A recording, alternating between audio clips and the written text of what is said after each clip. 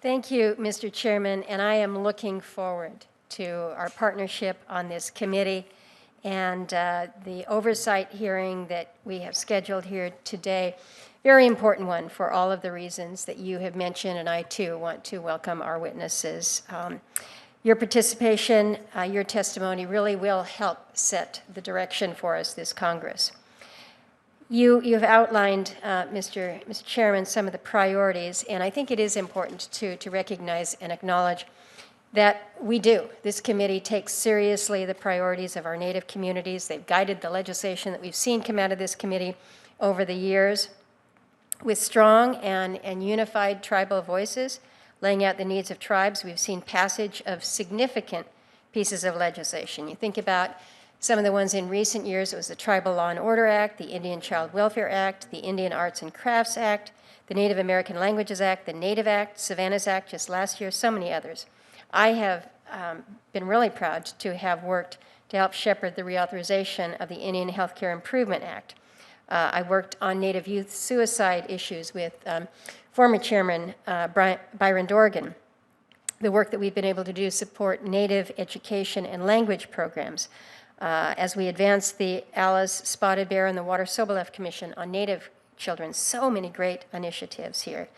And I think this committee, as we mentioned before, is one that has a reputation of being collaborative, of being bipartisan.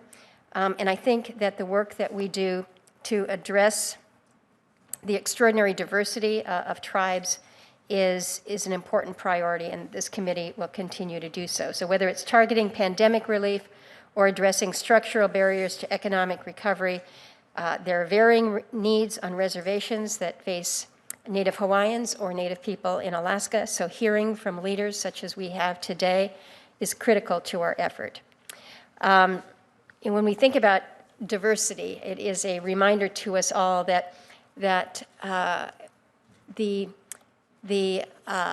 blessings that we have with the leadership from our Native people, whether it is in tribes on the East Coast, Native Hawaiians, or Alaska Natives, there are differences, and we recognize the differences. We also recognize the differences in governance structure. This year marks the 50th anniversary of the passage of Angsa, the Native Claims Settlement Act. This law changed the treatment of Alaska Natives and their lands, setting up a different model than the reservation system. And part of that bargain with the passage of that law was that services to Alaska Natives would not be cut off.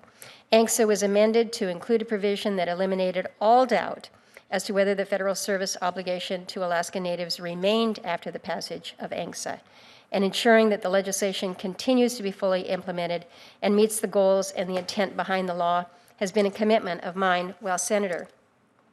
But I think I raise that because my hope is as that colleagues come to understand the differences and distinctions, the great diversity among Native American peoples, whether they are in the state of Montana, state of Hawaii, or state of Alaska.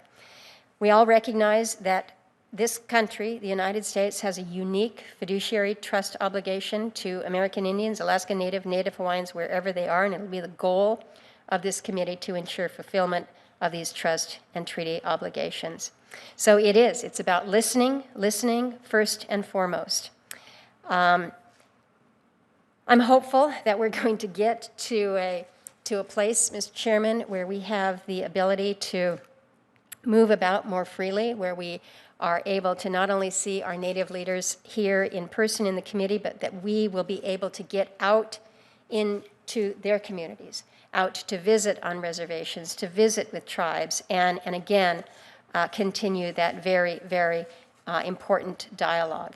The issues are profound in so many ways as we think about the effort to promote economic recovery through job creation, workforce development following this pandemic, what we do to address public safety and law enforcement, enhancing healthcare access, how we deal with infrastructure needs, whether it's broadband or water and sanitation, whether it's dealing with housing issues and overcrowding.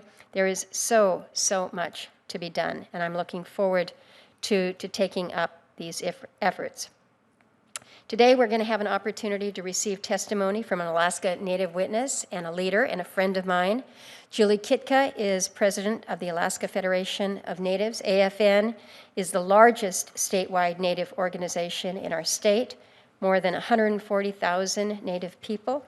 Formed back in 1966 to settle land claims, AFN continues to be the significant forum and voice of Alaska Natives in addressing critical issues of public policy and government. So I want to thank you, Julie, for testifying virtually. Know that we value not only your testimony and your insight today, but really for the leadership that you have provided. I should note that Julie just celebrated 30 years with AFN on New Year's Day, so I appreciate all of her work. I also want to recognize President Sharp for being here with us today and thank her for the opportunity to speak to the NCIA membership yesterday with you, Senator Schatz.